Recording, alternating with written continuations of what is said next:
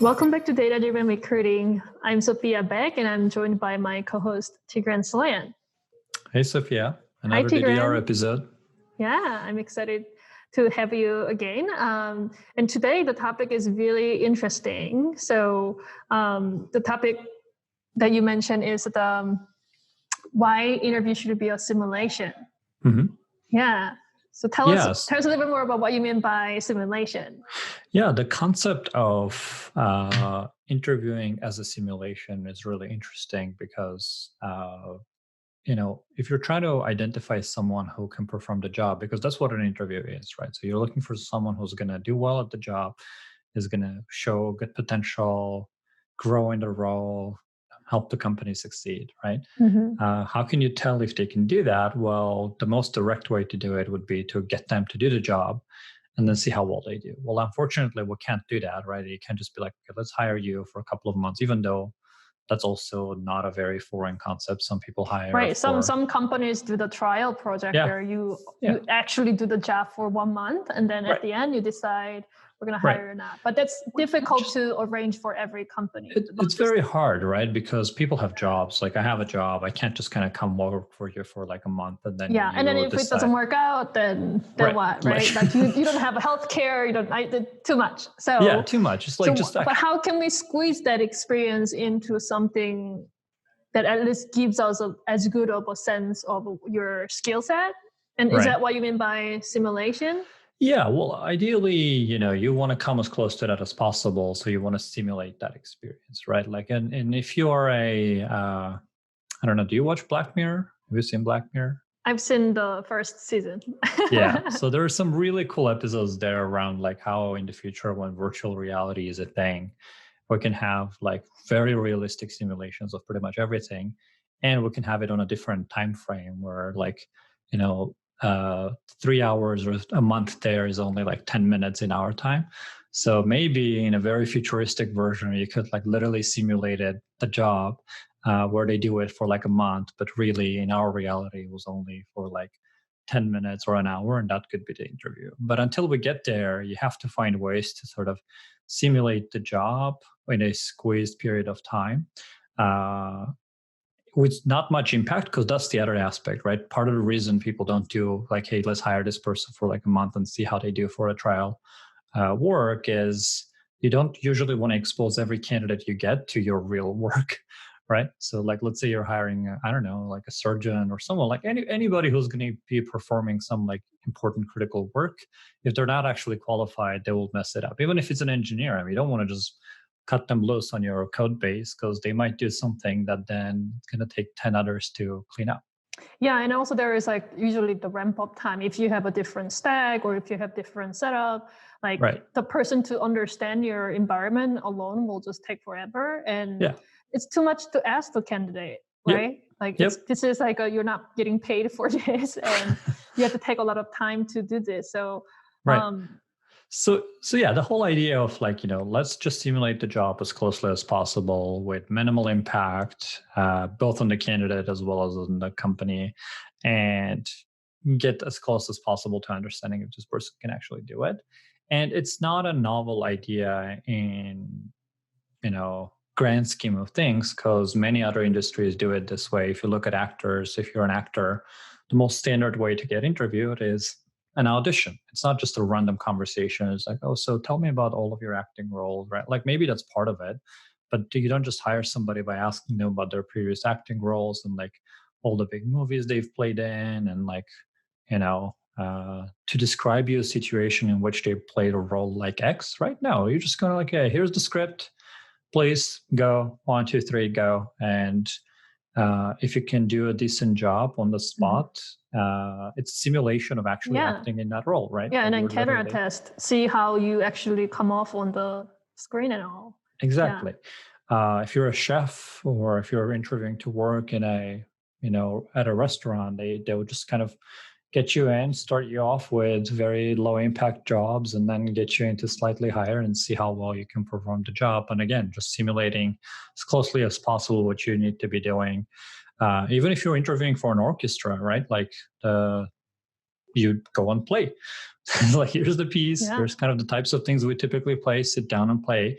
And this is actually a pretty well-known experiment in which the blind interview experiment, right? In which, like, instead of the judges actually seeing the person playing, they put a blinders on, so like you can hear it, right, but you can't see who's playing, which has shown to significantly reduce gender bias in hiring decisions for orchestra, which again comes to demonstrate is like the only simple concept of actually seeing the person, even though it's a simulation, right? Again, you're not talking about, oh, so tell us which school you went to learn to play and everything. I'm sure that would like bias you even more.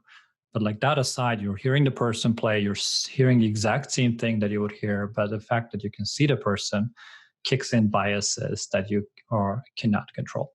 So it's not only about like simulating the job as closely as possible, but also hopefully moving towards a world in which that simulation can be as blind as possible. So factors other than how well you're doing the job don't come into play. It might not be possible for an actor, right? Because if I can't see you, it's really hard to tell like your emotions and like how you're acting out this part. It's not just your voice. But for certain roles, like in our orchestra or a software engineer, really what you look like that has nothing to do with how well you're coding and building things. So my hope is that eventually we'll reach a state where blind coding interviews are a thing as well. Yeah. And I think kind of you mentioned like, the structured interview portion as well, right? Mm-hmm. In asking the applicants to actually perform the parts, like mm-hmm. they usually ask the same piece to be played by multiple people so that right. You can create a baseline on like how well someone's, interpretation of the music or, the expression or whatever it is. Like you can really just compare, apple to apple because you have the same task and that's performed by multiple people. Exactly. In equal footing, right? Yeah. And it suppresses biases in a way where it's like if it's playing the same piece, it's easier for you to kind of compare the two without mixing in your biases. Whereas if they've played different pieces, there's more room for interpretation and sort of just random gut feel judgment calls, which is where your biases start going wild instead of keeping them in check. Exactly. Yeah, I think this is a super. I mean, like, yeah, when we kind of zoom out and then look at the examples of how others, other field that requires particular skill level and proficiency to perform a job really well. Right. This is, kind of a no-brainer decision. But the weird thing is that it's easier in some industries, some sort of disciplines, and harder in others, right? So like the idea is like, let's just make sure we bring this to the whole white collar workforce, right? Like when you're hiring, everybody from an office manager to a software engineer or whatever, like a CEO, like how can you simulate the job? And some of these are harder than others, right? So like for software engineering, you definitely want to get them to write code and you definitely want them to get to write code on things that are relevant to the job, right? So that's not, one is, well, okay, don't do that on a whiteboard. We talked about this in another, in another episode, because going back to an audition is like when you audition someone, you don't make their life extra hard by like, I don't know, asking them to stand on one foot and act out the part or something, right? Like you don't just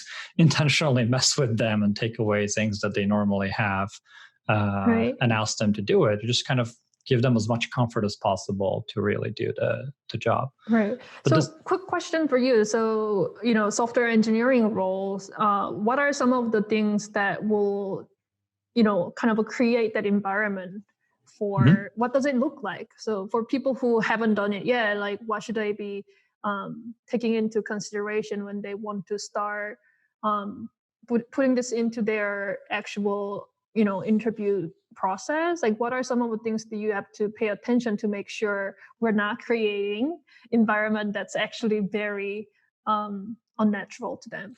Yeah, well, the core principle is really simple. Is you want to think about what do software engineers have in their sort of day-to-day work, and how can you preserve as much of it as possible. Again, you can't preserve everything, right? Like, for example, most software engineers work in a Git-based environment in which they commit code, it gets reviewed by somebody, and then like they go back and forth collaborating on this piece of code until it gets merged. Like, you can't simulate all of this, but for example, you can introduce pair programming review interview in which you write some code, I comment on it, and I say, hey, this is kind of what I think about this, or I ask you a question and see how well you react to it. Do you go like, no, my way, or, the highway, or do they take feedback? Do they listen to what you said, and do they react appropriately to it? All of that comes into consideration. And then it's the tooling, right? Like, as a software developer, I'm used to having really great auto completion when I write code. I'm used to having a terminal or a REPL in which I can write code, try things out, interact with my code and see how well it's working. Like, again, it's impossible to preserve everything, right? Unless and also it doesn't make sense. We're trying to create a more condensed version, and like doing that over Git over many days, like that doesn't actually necessarily help you assess the candidate. Yeah. Right. But that's kind of the North Star, right? So like, you want to kind of achieve that as closely as possible, simulating the job in a constrained time and setting and environment. And it's from tooling to the overall setup of the interaction. And even honestly, there is a lot of, fear of take-home assessments these days, but honestly, that should be a part of it if you think about simulating, because if the only simulation you've done is coding while somebody is watching you, right? Or like trying to perform the job while somebody is watching you, that's actually a very small part of the job, if any, right? Because with actors, it is a big part of the job. With orchestra, it is a big part of the job, right? You're going to be sitting and playing in front of an audience. You're very rarely going to be performing while nobody is watching. Yeah, exactly, right? So that simulation makes sense. But then people often confuse it with, like, if you're hiring someone who's going to be working at their desk or in their, office all day long, and the only way you've simulated that job is by just sitting and watching them and constantly bombarding them with questions, that is not a good simulation of the job. Yeah. So if you really want to, it could be a part of the job, but if you really want to simulate the job, a great way to do it is also to do an assessment in which they're doing it on their own, and then you're just observing later on, like reviewing what they've done, reviewing their work, potentially asking them questions about it. But I think a lot of great candidates get unnecessarily filtered out because they just get nervous when somebody is kind of watching them or bombarding them with questions. It's a very and some people are not good at coding while talking thing, and that's not what you're auditioning for. Then don't make that an obstacle. So maybe you could just do take-home test for automated assessment in the beginning of the process, and then if you might still want to have that live discussion, but you reserve it, and also understand that maybe the performance wasn't necessarily this person's ability to code, but more of talking and coding, and you can go back and look at that data. There's a really great story from one of our clients. When we're filming a customer success story with them, they shared a story of someone who came in for an interview who had done really great on a CodeSignal automated assessment. That we're using CodeSignal now to do like a remote coding interview with them. And they did really poorly on the remote coding interview. Their first instinct was that like maybe they cheated on their take-home one. So they went and reviewed it again and like looked at our plagiarism check and everything. Everything seems just fine. So they were like, what's going on here? And then the second theory popped up is maybe this person is just like nervous, right? Like you could tell that they were really stressed out by the fact that somebody is watching them do it. The bold decision that they made, though, was to hire the person regardless, based off of the work they did on the take-home assessment, because again, they realized this is what they're going to be doing when we hire them. They're going to be sitting at home with no one watching them and like writing some code or sitting in their cubicle, right?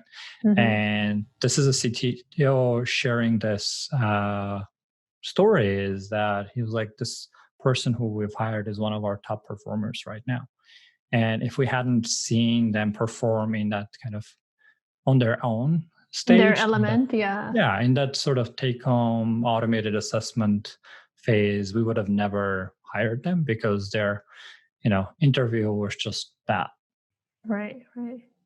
Yeah, I think that's a great story to remember and keep in mind as more people try to put in the simulation interview into their process. Right. Well, thank you for your time today, and thanks for joining everyone. For more tips and insights on data-driven recruiting, please visit ddr.codesignal.com.